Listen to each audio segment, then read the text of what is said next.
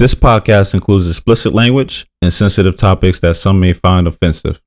All views expressed belong to the individual speaking and not a representation of any entity that we have been, am now, or will be affiliated with. It's your chance to back out now. That being said, if not, enjoy the show. Previously on The Black Man Misunderstood. I emptied that truck so quick, bro. Bruh. You try to get it back? Bruh, I was getting it back because I'm like, y'all ain't charging me extra for nothing. I already paid $2,000 for this thing. And I had to come up with that $2,000, bruh. Chill. Yo. Bruh. Black man, misunderstood. It's your boy Mike B. In the neighborhood therapist.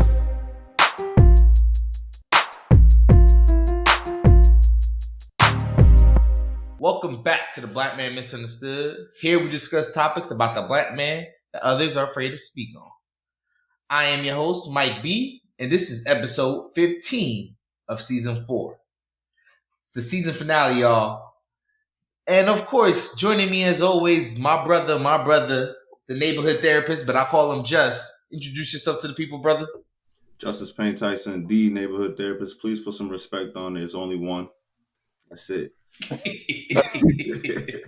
And today we have a special guest. It's one of the leaders from my church. He's actually the leader of our men's group. I would like to introduce you all to Pastor Forrest Fleming.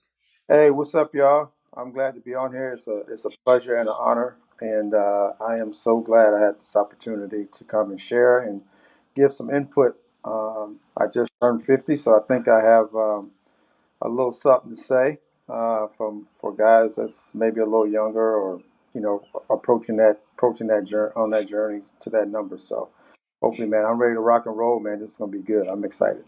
All right, before we get into the questions, so you guys are probably wondering, what's the name of this episode?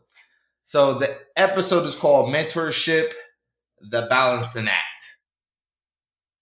We're going to get a little bit more into it, but then we're going to get into the questions. So first of all, Pastor Forrest, let's let the listeners in on yourself a little bit. What do you do for a living, sir? Well, right now I do sales. I'm the regional sales director for a window treatment company, but I also do ministry. As you mentioned earlier, I am director of Fight Club. I came to Tampa in 2019 to start my own church, and then COVID happened, right? And so I was asked to come back to crossover, and so I did that. I've been there back for going on 4 years now, and Pastor Tommy asked me to lead the men. And so I always felt it was something that God had put in my heart and my spirit to do. And I'm glad I came back because I did it at the right church. And so I'm excited about that. I'm excited about seeing men's lives change. And I'm very optimistic about what God's going to do in this next chapter with the men. So Cool. It's on you, brother. Okay. All right. You ready to jump right in? All right, cool. So I want to throw some definitions at you. I want to get your take on it. And this is for all of us. Yeah. Mentor, leader, or both. Is it the same or is there a difference? It's different. You can be a leader and not be a mentor, but every mentor has to be a leader, right? If that makes sense, right? So there are some guys I lead, but I wouldn't waste my time being a mentor because when people say they want a mentor, a lot of times they don't. They want a companion. A mentor should take you to the next level. A mentor should push you. He should drive you. He should give you things that you can chew on for 3 or 4 months. A mentor is not somebody that you call every day, right? It ain't your best friend. It ain't your buddy. He's somebody that is helping you on this journey called life, get to that next level or help you reach your goals. Or I call my mentor probably once every 3 or 4 months. But he gives me enough nuggets to where I don't need to call him. And when I do call him, he picks up because he knows I don't call him just to kick the bobo. I'll call him because it's something of a level of importance. And I think a lot of times men get that. They get mentor. Here's the thing. A lot of guys say they want a mentor. They don't. They want somebody to fill a daddy void that wasn't there. Right. And so you have these expectations of this mentor being your buddy, being somebody you can call, somebody you can hang out with, somebody you can. That's not what a mentor is. I respect it. I Yeah. respect it. In all honesty, I would answer the same way as Pastor Forrest. You have to be a leader to be a mentor. But wait, was it a leader be a mentor, or was it the other way around? Hold Every on. mentor has to be a leader. Yes, every mentor has to be a leader, but not every leader has to be a mentor. That's true. Yeah. Yeah. Yep. I definitely see a difference. In my honest opinion, I can honestly I can piggyback off of what Pastor Forrest said about men trying to find that father figure. Because when I was younger, I had that, but after a certain point, I think I grew in looking for a mentor to like for wisdom. It wasn't even just like to hang out or anything like that. It was just like he said, get those nuggets that I can chew on and think about over time. And honestly, I can say I probably have a couple of different mentors at this point now that I listen to, and when I get that information from, I take it and I run with it and eat it for a couple of months until I need the next one. So I could definitely say that. Yeah. Yeah. And it's very easy to weed out who wants mentorship and who wants companionship. Just give that mentee something.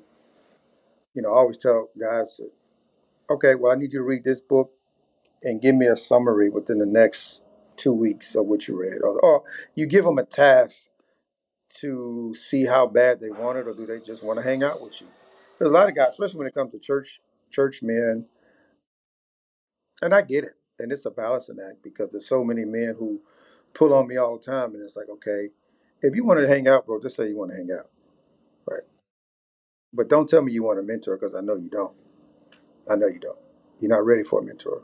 Some of them. So people will suck your time, suck the life out you if you allow them to. So you just have to be mindful. You got to have discernment. Like if I tried to mentor every man at the church that approaches me, bro, I would never have time for anything. And a lot of times it would just be a waste of my time. Yeah. No, I could definitely see that. I could definitely see that. Bro, you have anything to add on that? Yeah, I mean it's really quick. Anytime I think of mentor and leader, I think of Bruce Leroy. For those of y'all that's too young, look it up. Oh yeah, that was the movie, man, back in Right. the 80s. Oh, that was yeah. I think of Bruce Leroy and how he just kept saying, Master, I don't know everything. Master, you didn't teach me everything. That's a mentor to me. The way that he was teaching him, and then the way he dipped up out of it. Now, I'm not gonna ruin it for y'all that ain't watched it, but the way he dipped up out of there, it wasn't the way he may have wanted to leave up out of there, but he gave him enough jewels, enough damage control, and enough discipline to go and finish the movie the way he needed to finish the movie. So that's what I think of when I think of mentor. And I always thought about that when I was younger. When I watched that, I was like, oh, that's a mentor. Bruce Leroy ended up being a leader. There's a difference. My opinion. But he did something in the movie that was very and a lot of people miss this point is he stretched their thinking, right? So I mentor a guy, and he was saying, he was like, I hate when my people call me and for stuff that they should already know. I said, well, do you give them the answer? He said, well, sometimes I do, sometimes I don't. I said, well, you should give them 70% of what they need to do and let them figure out the other 30. Why? Because as a mentor, I'm supposed to stretch you. If I give you the answer every time, I'm enabling you. I'm not stretching your thought process. If I call my mentor with a problem, the first things he says is, what are your 3 solutions to the problem? It's a standard. I don't call him without 3 solutions to what I think it should be. Sometimes I'm right. Sometimes he'll say, no, that's not how you handle that. Handle it this way. So, we have to be mindful of that when we talk to men, because if I give you the answer all the time, it's just like a teacher giving a kid an answer in school. What are you learning? If I'm giving you the answer, what are you learning? Yeah, so true. But if I give you the formula, let you work the formula, I've given you 70%. of how to figure it out. If you work the formula the right way, you'll get the answer, right? A lot of times people come to you and they want the answer. Well, I'm not going to give you the full answer. Yeah, Guys I mentor, I never give them the full answer. yeah. They want to be spoon fed. They want, and you're not learning, you're not growing if I continually just give you the answer. So Yep. hopefully that helps somebody. No, respect. So, all right, with us as black men, I know more nowadays than not. I think we play so many different roles. You know, protector, father, son, a father when we're not supposed to be a father to other siblings sometimes. And then, you know, when we get older, we got our jobs, then we have our own kids, and then we participate at church. We coach a youth team, all this stuff. How do we balance it all without losing our own sanity? Well, there's a few ways I can answer that. One, I'll say it goes back to your priority. What is your priorities, right? Priorities puts things in perspective. Okay. So if I say one of my priorities is, and my mentor, he talked about that night he came and speak to us, spoke to us, right? So one of the things he really gets on me is, okay, you want to do something to your question. You want to do something in the community, right? You want to help. That's one of your priorities is you want to change the narrative and help some of these young black males or young black men who are who fathers are not in their lives or whatever. Okay. Okay, so I need to prioritize because with priorities comes sacrifice. Okay, so you have to ask yourself, what am I willing to sacrifice to accomplish my priority? Right. So, and that's why I tell guys, you just can't fly off the handle and say, "Oh, I want to do this." Okay, you need to sit down and realize, okay, how much time a week do I have to sacrifice to dedicate to these kids? Right. If I say, okay, I got 25 hours a week to dedicate to those kids. That's just what it is because a lot of times we can get so wrapped up into doing things and we over sacrifice and then our family pays the price for it, right? When I first started my church, I didn't realize how often I was gone, right? So my priorities were I was pursuing my priorities, but I was sacrificing more than I think I should have because I was never home. They flying me to this conference, flying me to that conference, flying me here. Oh, you need to go take this class. So, and then my daughter hit me one day. She said, "Dad, you're never home. You're never home." And I said, "Well, Daddy's just trying to do this. I'm trying to do this for us for later on, blah, blah, blah, blah." But it made me bring things back to perspective. Okay, there's nothing wrong with having priorities, but how much am I really willing to sacrifice? And it's something I think as men, a lot of times we just do it and we don't discuss it because men, we don't like to talk. So we don't discuss a lot of things with our spouses or our significant others, and we go out and we do things, and we're not realizing that, hey, my house is starving. I'm feeding everybody else, but my house is starving. And so we have to have a balance in that. We have to make sure that we balance that. And then you have to let your spouse and your kids know, hey, this is one of my priorities. And this is why daddy is doing this, right? This is why daddy is gone 3 days out of the week sometimes. Or this is why daddy is here because this is one of my priorities. But it's going to benefit us later on down the road in some capacity, right? And so when my kids were young, they didn't understand that. They have a little bit better understanding now. But yeah, hopefully that answered your question.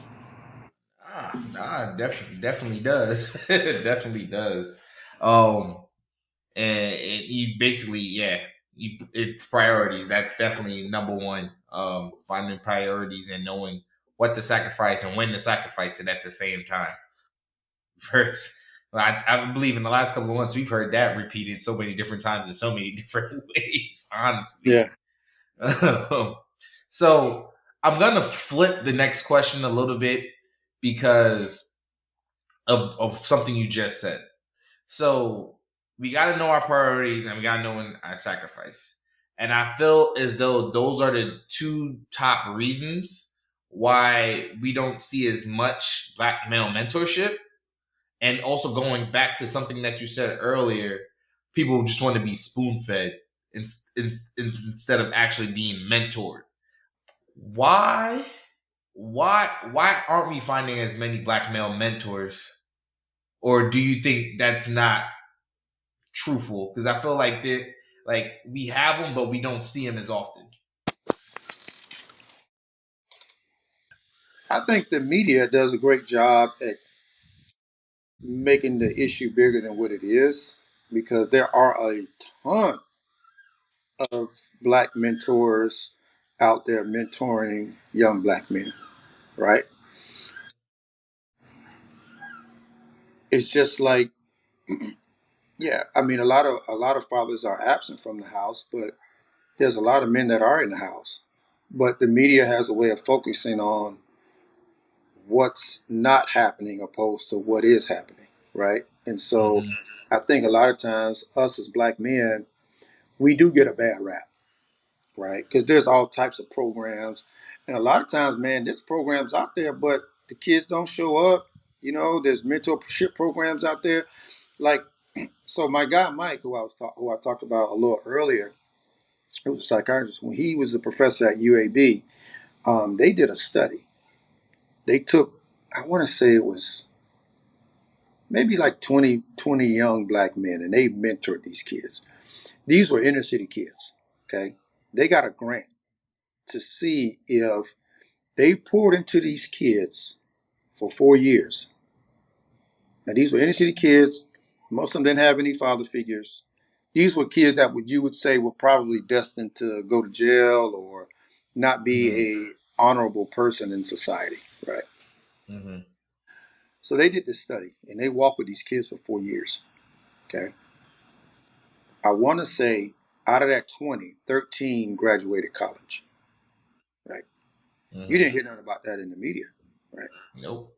But there's pockets of programs like that all over the country that a lot of the fraternities have these programs. Mm-hmm. They pour back into these kids.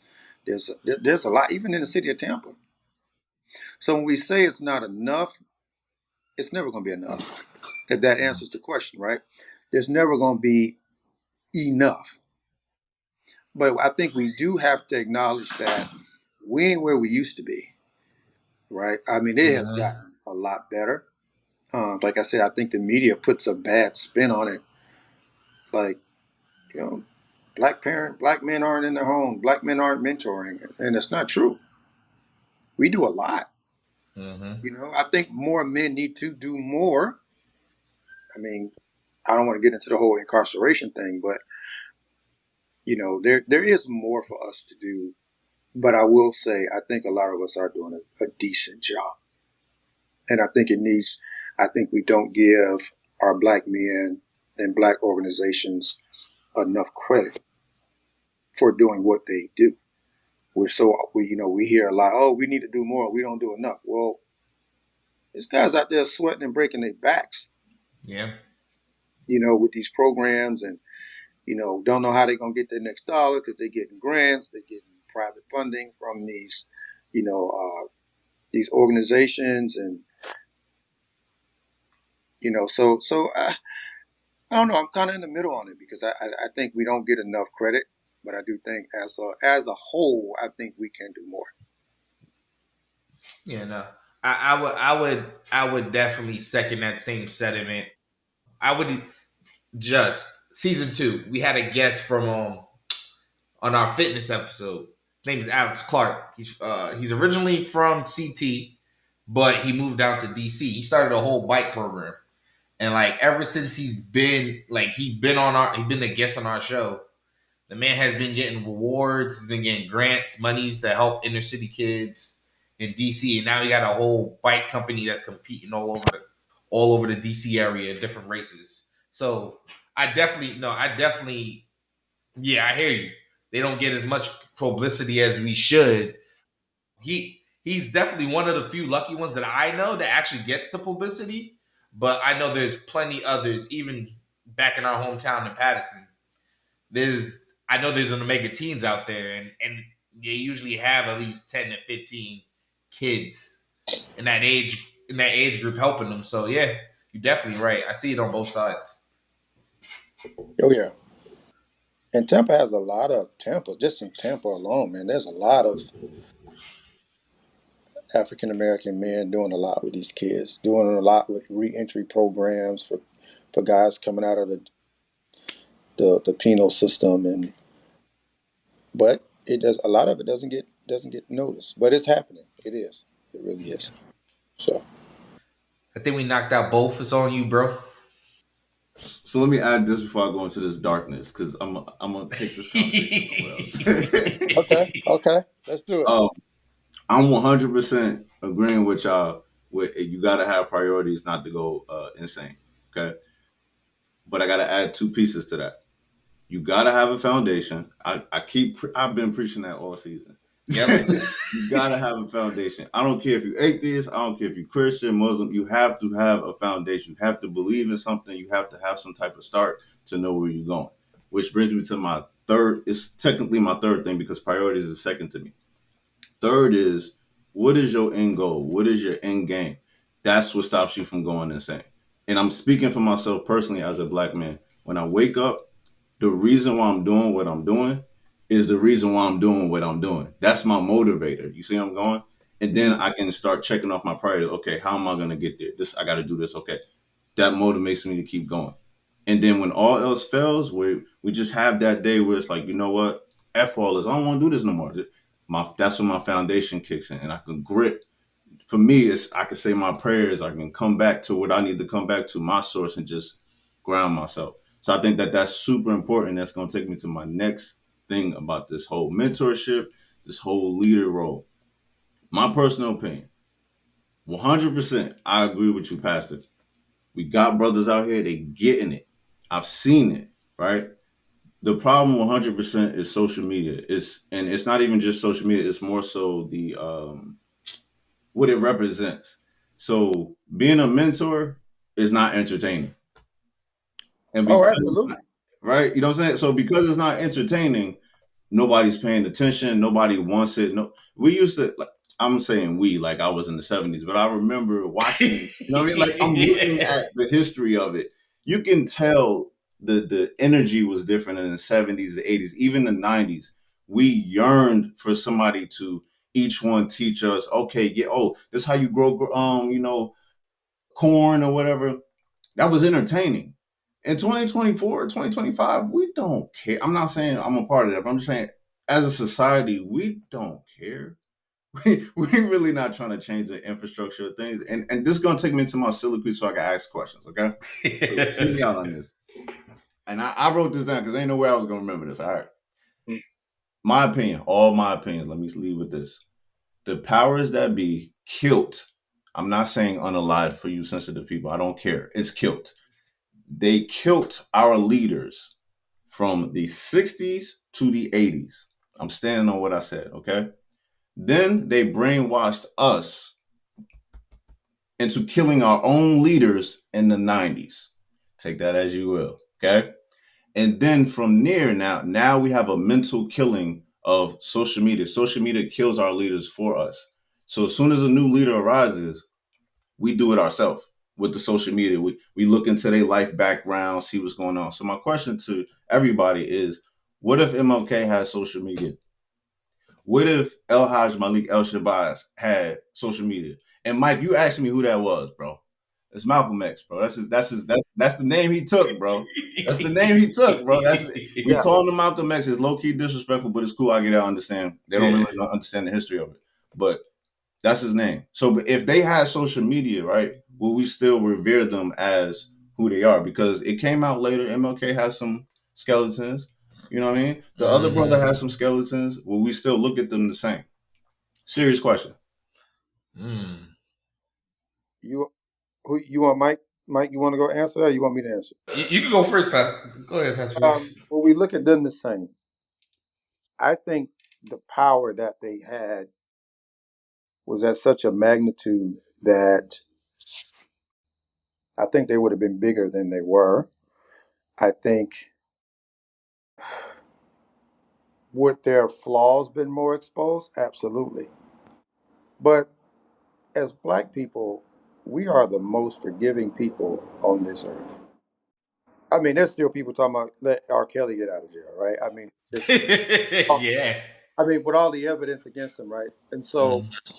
I think love has a way of not overlooking someone's flaws, but superseding someone's flaws, right? So would they be as big? I think they would be bigger. If you want my honest opinion, I think they would be bigger.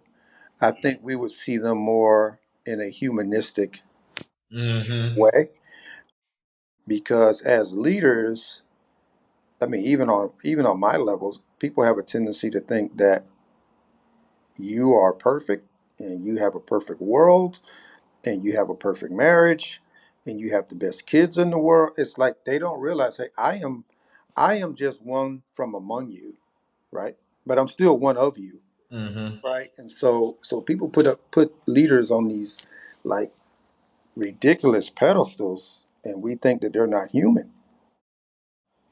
It's funny because I grew up a Christian, but my dad was a Muslim, so I read Message to the Black Man. He made us read all these books. So part of it, if you take the if you one thing about, and I'll say this real quick, and I don't want to go down the rabbit hole, but I'll say this about the Nation of Islam.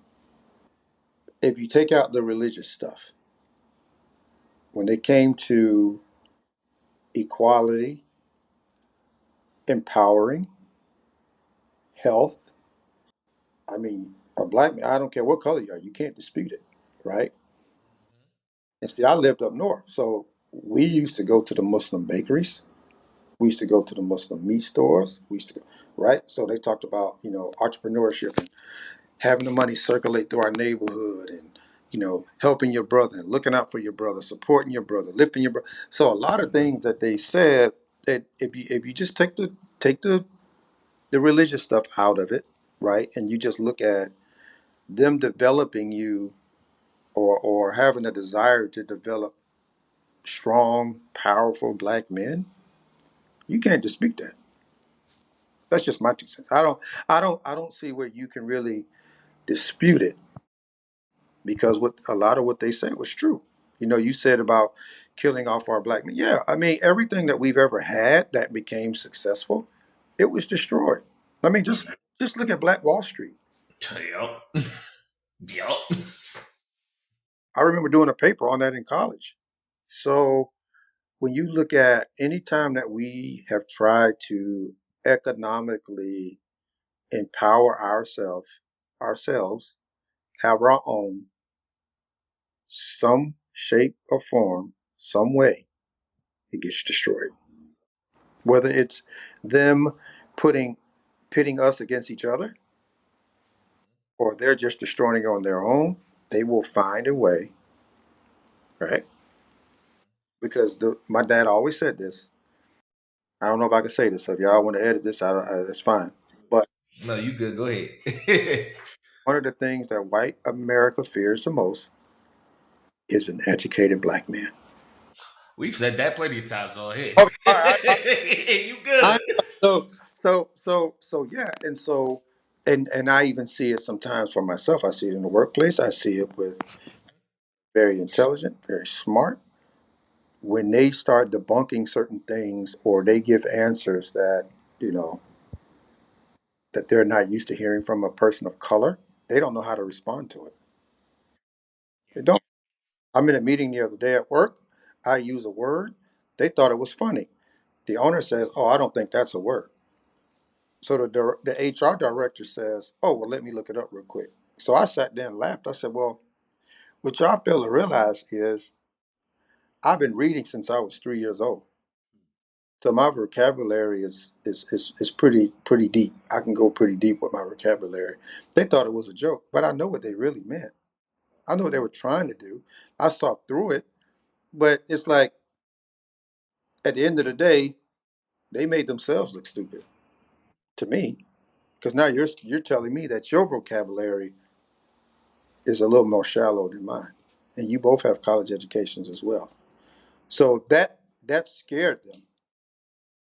Wow, who is this guy? Right? And so I think, you know, though I'm a Christian, I treat everybody fair. White, black, I don't care. Spanish, I treat everybody the same. I mean, that's a reality that the level, the playing field is not, it's not level.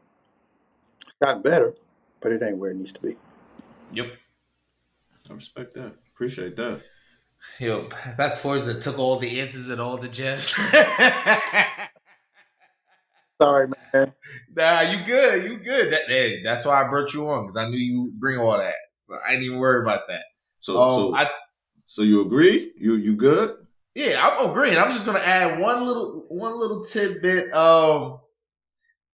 Yeah, I feel as though, in my honest opinion, if they live today, with all their flaws being out in the open, I think more people would unite with them and actually probably push those two together to work together more often than not than how it was back then. Because I remember everything was silos. You saw what came out in the paper. You saw what came on the news quickly. It wasn't like an instant reply. I think that's the only difference I would I agree. And if you look today, who's our black leader? I'm getting there. I'm getting there. I All mean, right. you already alley ooped it, so we'll take it there. My personal opinion, we don't have one because every time we've seen one, they've killed him. So I feel, just my personal opinion, I'm speaking for me. I feel nobody has really rose to that occasion for two reasons.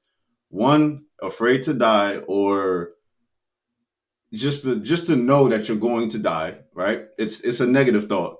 And then two, again, I think it's just a black trauma thing. I don't think we're allowing anybody to take that role anymore. I haven't seen it. I haven't seen anybody really try to rise to the occasion and take that role. Dr. Umar Johnson, I get it. You know what I mean? Kanye, add. easy, I get it. Like, we go in all these ways, but I don't really see anybody that's been to the limit of what I we would know. say I would say this. I would say we probably have leaders in silos. So remember how I said before that they kept MLK and Malcolm in silos. I feel as though our leaders today are stuck in their silos and people aren't letting them expand. Because I think about it like this: when you look at the NBA, most people will point and say LeBron first, right? And then a couple other people behind them, the Stephs, the Chris Pauls, all that good stuff, As leaders, as leaders, right? But then when that whole shut up and dribble thing came out, everyone tried to bash LeBron on his opinions and stuff like that. But everyone still just kept him in that basketball silo. The media, and that's what I'm specifically talking about. The media. They kept him in that silo. So they didn't want to bring him over there. So it's like, I think that's what's happening more so. They're stopping that person from getting to that high point at all, crossing over. They're just keeping them in silos. 1,000%, because we're in the cancel culture, right? So, and here everything now is derived through media. Everything is media.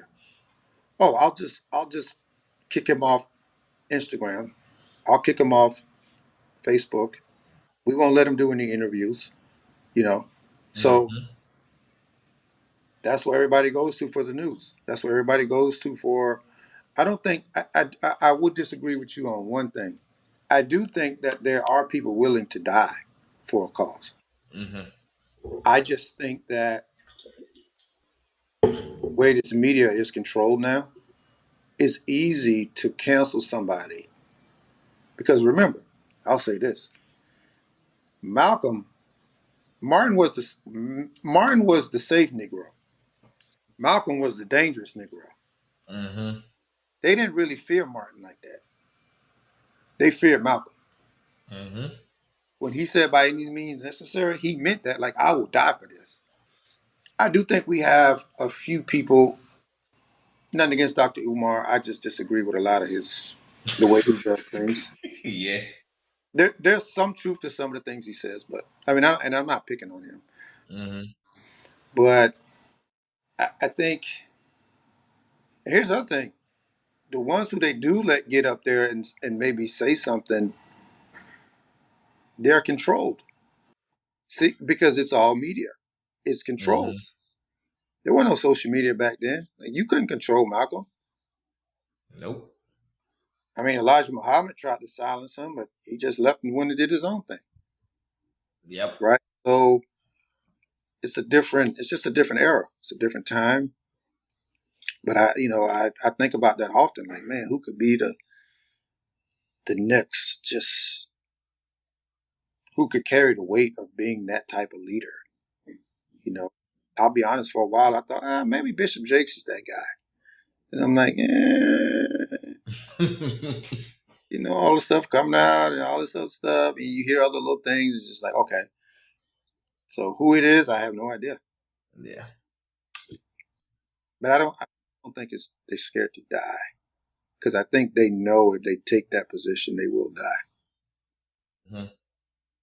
Like if you look at Farrakhan, nobody bothers him. They scared of him too. Mm-hmm. You don't think the FBI Mm-hmm. watching him? Oh, absolutely, they watching. They watching. They watching. So, and he says a lot of good stuff. It's just when he's another one. I listen to him sometimes. I just erase his. I just block out the theology aspects. But when he talks about, a black man, how he should carry himself and how he should eat, how he should honor his wife, and yeah, I mean, I agree with a lot of that stuff. You know, Yeah. So, what are the leader rules? What can't they do? What can't they do? Mm. I think if there was here's the answer from, as my mentor would say, 30,000 feet in the air looking down. Okay, I would say what they can't do or what the powers that be won't allow is us uniting. They don't want that. Because when we unite, there's nothing we can't dominate. There's nothing we can't overtake, right? If you look at anything that we as people of color has infiltrated, we've dominated it. Actual. That's a huge fear for them. Huge fear. Okay. Even if you look at, I was sitting in a meeting, and I don't want to go down a rabbit hole, so just give me a quick second. I'm gonna say this. So about 3 years ago, I'm sitting in a meeting. See, people think this abortion thing is about rights. It's not about that. So I'm sitting in a meeting, and there's this study that came out that basically said the white race is not growing fast enough, right? So they gave us all this data. Okay, they're not producing enough children. They're going to be the Mm-hmm. minority. Okay, so what are you going to do about it? It was a church, and it was a church. It was church leaders. These were big church leaders.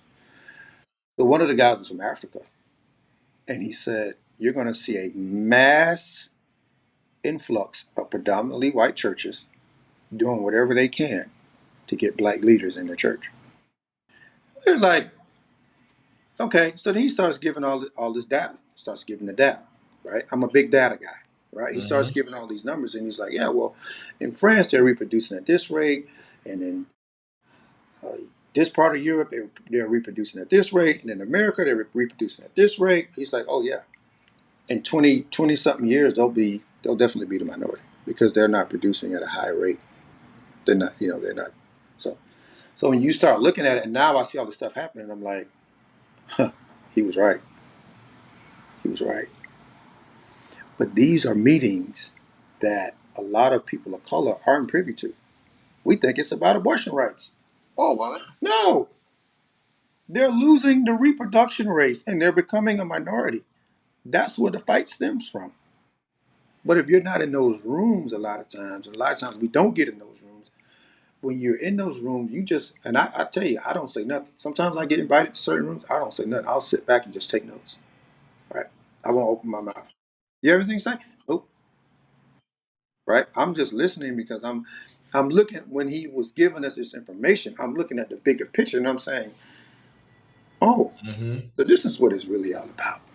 Mm-hmm. Mm-hmm. Mm-hmm. That's about abortion. They don't care. All of a sudden, now it's a big issue.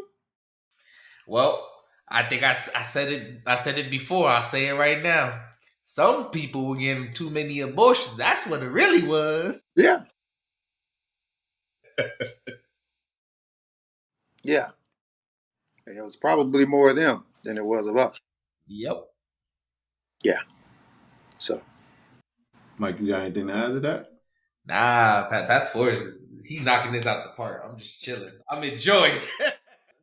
no, man, but it's just one of them things, man. You get in those rooms and you start seeing things like, okay, so that's why you don't see a lot of black churches popping up anymore. Why?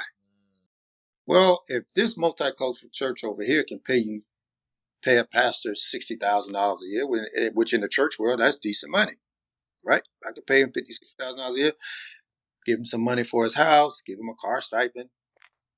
Why would he want to go start his own? Good point. How the game is played. That's how the game is played. Well, we'll make it so sweet for them. We'll make them come over here. That's what they do. That's why I have a really different outlook on church. Um, because I know a lot, I've seen a lot, I know how people play the game. But Mm-hmm. that's why I love crossover because Pastor Tommy doesn't play those games. Straightforward. No, he doesn't. Yeah. So I'm sorry. I don't mean to go down that Hey, road. good. Nah, you keeping it real. You keeping it real. This is what it's all about. Conversation that people don't want to have. This is legit why we do this. I Whew. got I got two more bangers, and then I'm gonna leave you Uh-oh. alone. I promise. How many chances does a leader or even a mentor get before we demote them? Mm. It depends on what the failure is, Mm. the severity of it. Yep. Uh, I'm of the mindset that I don't like the way the church sometimes throw people away. I'm a big, I don't agree with that at all. I think I put it this way. I think if a man, and I'll just use the church as an example, right? Mm-hmm.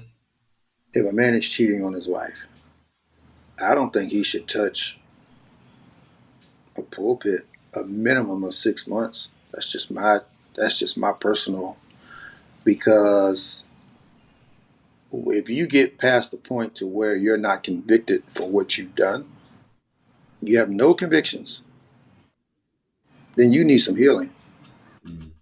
right? Now, I don't think we throw them away, but we let them get the healing that they need, and if we can support them financially to go and get some, go off on a retreat for a few months or go somewhere and just get the help that they need. So I don't know. I think it's based on the severity, and then it's trust too. Like, how bad was the trust betrayed? Mm-hmm. Because you could have told somebody something, or you could have done something that will bring my whole organization down. I told you in confidence, and now you out here spreading it. Now everybody knows what's. What's going on? Yep. Yeah. So I think it varies. Depends on the severity of, if it's a moral thing, you cheat. I mean, because that's like the big thing, right? Pastor cheats on his wife. Now, I'll say this: if a pastor touched a child, I don't think they ever should be back in. That's Right. just me. That's my thought. Mm-hmm. So it's levels to it, right? Oh, Yeah. if you stole some money from the church. Okay, well, all right, you pay it back.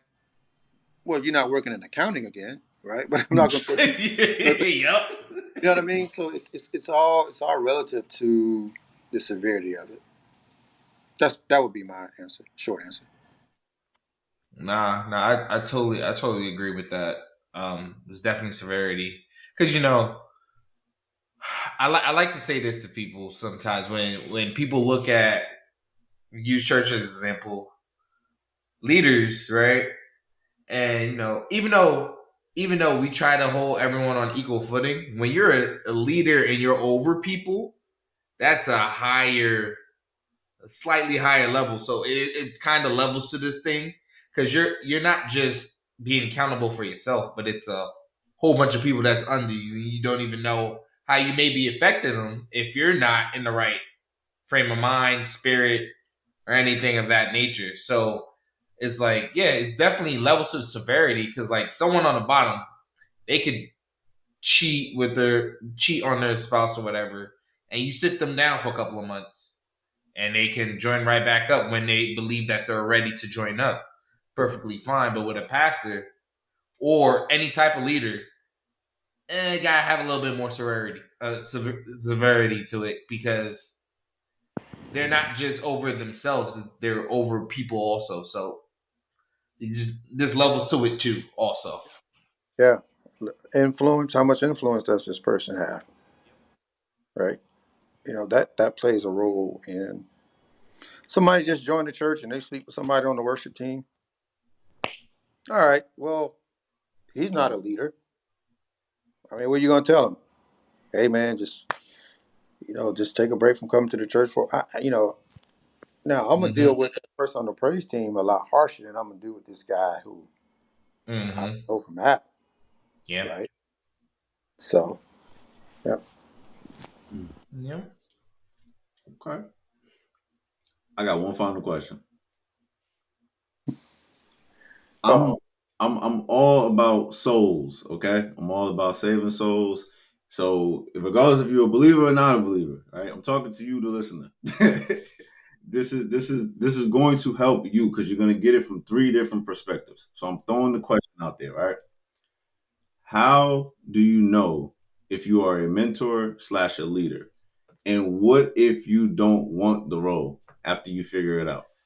Oof, oof, oof, oof, oof, oof. Hmm. y'all want me to take this first? I'll go first. I'll go first this time. Don't worry, that's Marcus. I got you. I'll go first. I- Um, the you said a mentor, right? Mentor or leader? Or leader. So I look at it two ways. Leaders, right? In my honest opinion, a leader should be able to do everything that someone that's on his team can do. That doesn't mean they're doing it at that moment or have to do it, but they should be able to, right? They're supposed to be an example leader.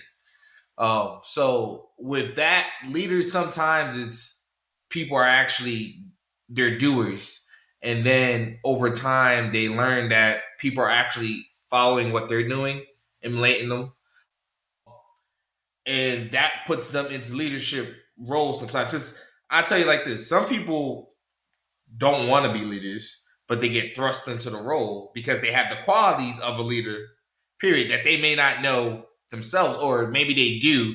They just don't want to live that role.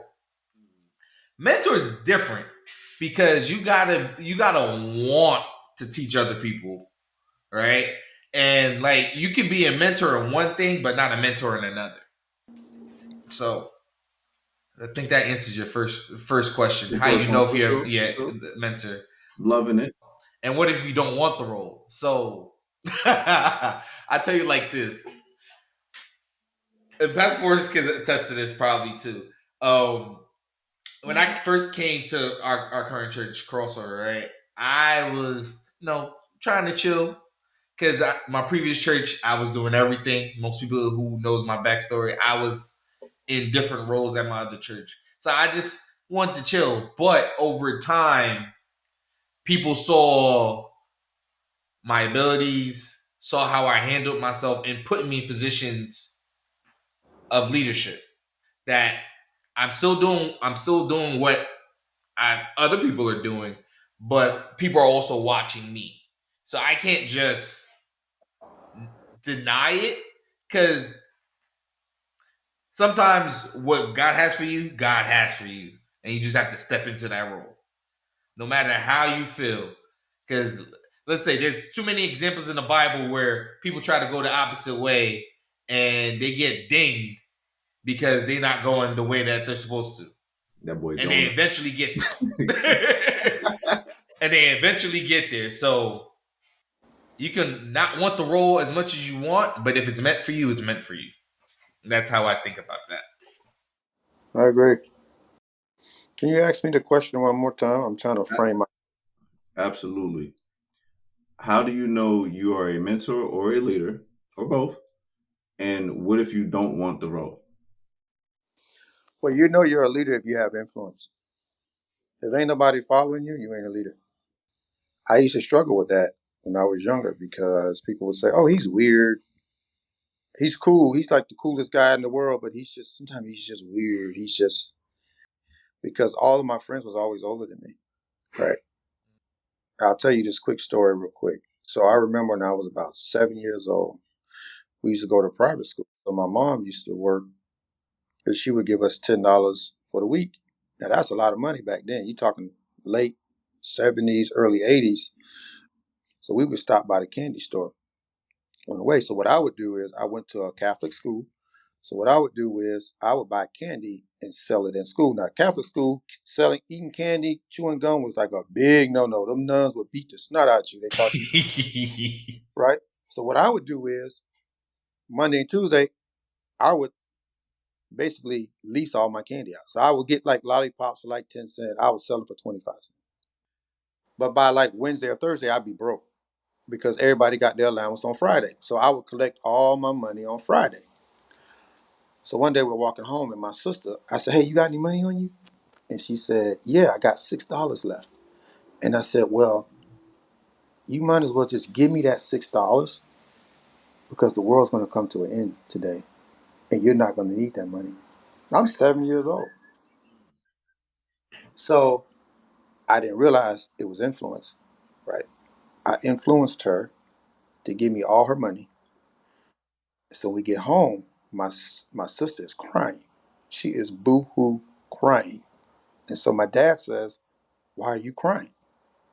And she says, they used to call me Kieran, my middle name. She says, "Kieran told me the world's going to come to an end and we're all going to die." And so I gave him all my money. So, so the funny thing is, I got a spanking about it, right, for lying and taking my sister's money. But my mother did something that night that was very powerful. She sat me down on the edge of the bed and she said, "You have influence." She said, "Don't misuse the influence that God has given you." Now, seven, I'm not really getting all of that, right? But I'm just like, Mhm. okay. But that was the start. So influence leaders. That was the first time I realized I would consider myself a leader or I had some type of influence. Mentorship, you have to have discernment. You got to be able to discern who really wants mentorship and who just wants companionship, who just wants to hang out with you, who wants to kick it. Because I only really, right now, I'd say I probably have two guys that I really spend time with and mentor. Um, but they don't waste my time. They'll Mhm. call me, they'll ask me something, I'll give them a piece of it. "Hey, call me back next week and let me know how it worked out." Right now, to your question, if you don't want to do it, I think when we walk away from it, and God has placed, because God, to me, it's just from my belief system, God God is the one who ordains leaders. And so if you're walking away from your God responsibility, you'll never be comfortable Ooh, that right there. because he will nudge you until you say, okay. He will make your life miserable. Yep. Pastor at church. I just didn't. I saw so many things that happened, and I knew so many things that happened behind closed doors. I was like, man, I don't do that.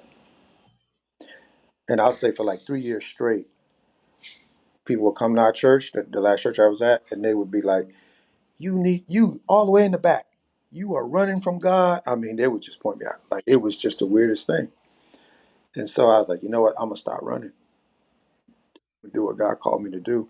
And I'll say this: it's hard, it's tough, but it's always rewarding. And the biggest thing is God will give you the grace to finish it through. You can't do it on your own strength. You got to depend on Him. Some of the calls I get from some of these men, they'd be like, y'all wouldn't believe it, right? But it's like, I didn't know who else to call, man, but you. And it ain't got nothing to do with my ego. I understand that God has entrusted me with these men for them to call me and be a safe place so they don't go out and do something stupid, right? Yep. And do that. My wife pissed me off. I'm going to go to the strip club and I ain't coming home. Well, that's not a smart way to deal with it. But has it happened? Yes. Yeah. Yeah. Pastor Forrest, I just slapped my wife because she just wouldn't shut up. Okay? I don't agree with it, but I understand. Right? So it's rewarding, I think. If you don't do what God has called you to do, you're going to always have that void there, man. You're going to never be comfortable. You're going to work this job. It's just something about this job. It pay good, but I don't know. I don't like it. It's just something ain't right. It's just because you're not in your purpose. Yep. Not in your purpose. You're not doing what God called you to do. So hopefully that answered that question. Yes, it Absolutely. does. What you got to add, bro? Hey. Last one. Yeah, man. I can see it on his face. Yeah, you got something. Nah, y'all came in here not playing, bro. Y'all sitting here like, what? Yeah. Nah, y'all definitely cleaned that up. Only thing I can add is my perspective, man, and it's not much compared to what y'all just hit me with. For me, right, and this is me speaking to others, right? I'm not using myself. I think when the wisest people in the room finally come to you for counsel, you know you've arrived. You know you've arrived because they see something in you that has ranked you to that. You know, I always, like I said, the Black Leroy thing, Bruce Leroy. You finally became student became the master. Like is that transition has to happen. In order for you to be a leader, you had to have followed. Now that goes back to what I've been saying about the foundation. I would prefer you to be following your foundation, your higher power. Then you can go on a low level, follow some of these leaders within reason. Right? I get very itchy about that word follow. But eventually you become that leader, but you can't be a leader if you never follow. You can't be a winner if you never lost. You don't know what it feels like. I agree. You see what I'm saying? So that's my whole thing about being a leader. Now that mentor thing, this is where I will get personal. I am 100% ready to go on trial. I'm not living in my truth when it comes to being a mentor. I know for a fact that I'm about to get hit. Well, I know I feel it. I know for a fact I'm supposed to be out here mentoring, but that's why I asked the second question. What if you don't want to do it? Talking to yourself. Talking to myself, right? I understand the discipline that comes from you having a foundation and your foundation just so happened to be God and you playing on God top. Like I don't need that type of discipline, right? I'm just speaking for other people that feel like me before I got healed. Okay. I'm sorry. That's why I'm putting myself on the chopping block. Once upon a time, I was a person that was like, I understand what I'm supposed to be doing, but I don't want to do it. To you, my brother, or even my sister listening, I will tell you, you have to enjoy what God has in store for you first before you sit there and enjoy what you got in store for yourself with your flesh. Let me say it in another word because y'all not listening to me. You can't enjoy what you're doing with your flesh more than you respect God. Period. That's the answer. It don't matter if you don't want to do it. You're not here to be selfish in that type of aspect. You're not here for yourself, for real, for real. You here for the next person. I don't know why people not understanding that. That is the easiest thing you can do to make it in life. Each one teach one. Give your shirt off your back to somebody else because as soon as you turn around, somebody about to give a shirt to you. It's that simple. So if you know you've been called to be a mentor, these two brothers just hit you with the hitters, right?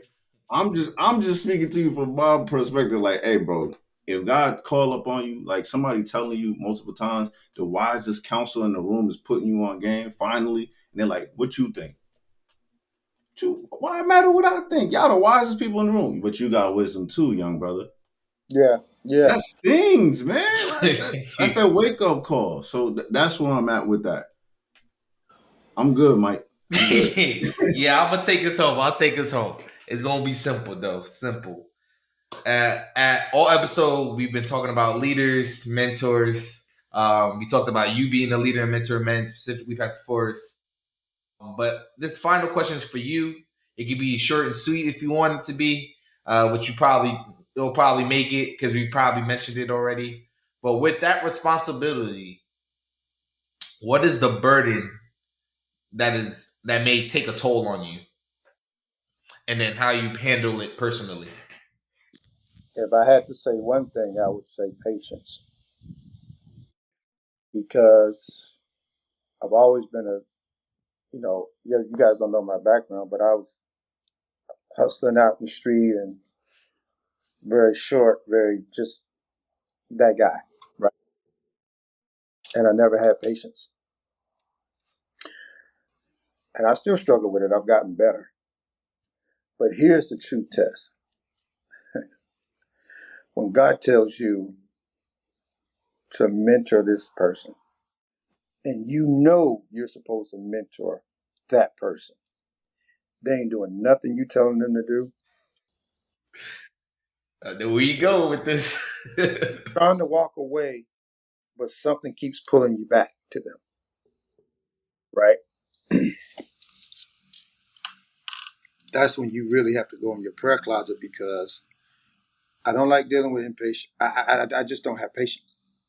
And I always say this, and my wife has always told me this.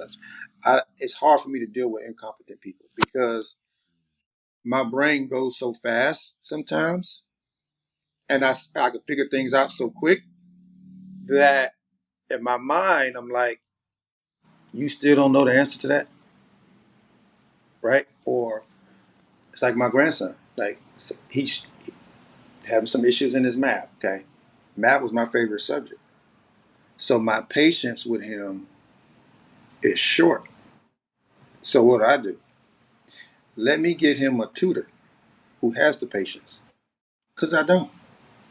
He's still my mentee. I still take care of him. I still feed him. I still clothe him. I still make sure he got everything he needs, right? But in that area, and that's another thing, a good leader knows his weakest. He knows where he needs help. He knows his weaknesses, right? So patience, man, patience for me is probably the biggest one, because, yeah, they will, but God, it's a test, because God is going to see, are you going to be as obedient and patient with him as I was with you? Ooh, that right there. So I'll end it with that. Man, I ain't got nothing more to ask, nothing more to say. Pastor Forrest that came on here and hit us with a couple of haymakers and told you I'd take that home and eat on it. Yeah, Can you lead us out of here with prayer? absolutely, man. That's the least I could do. Yes, sir. So, Father, we just thank you for anyone who's going to be listening to this podcast. I thank my two brothers who invited me on this podcast. I pray for them. I pray that every area that they may be insecure about, God, I pray that you will give them security as they rest in you. They know that they can do all things through Christ, because you are their strength. So, Father, I just pray that someone's listening to this podcast, that you will give them the strength, you will give them the fortitude to push as they lean on you. They may get weary, but in your word you say don't get weary in well doing. So there will come a time and they will get weak, but we pray that they'll see the bigger gift on the other side of the pain that they're going through. And whether it's being a mentor, whether it's being a leader, whether it's being a better husband, a better father, a better uncle, a better cousin, a better co-worker, whatever it is, wherever they fall in at, just pray that you will continue to wrap your loving arms around them and give them the strength they need to fulfill their purpose on this earth. In Jesus' name we pray. Amen. What up, listeners? Mike B here. Hope you enjoyed the episode. You can find us on IG at BMM_podcast. On TikTok at BMM Podcast. Facebook, just type in the Black Man Misunderstood Podcast. And then you can find the Neighborhood Therapist at the Neighborhood Therapist on IG. And you can find myself at MikeB_BMM on IG. And if you want to connect with our producer, the DJ himself, Mr. DJ Daxter, check him out at DJ Daxter on IG. Alright, folks. See y'all next week.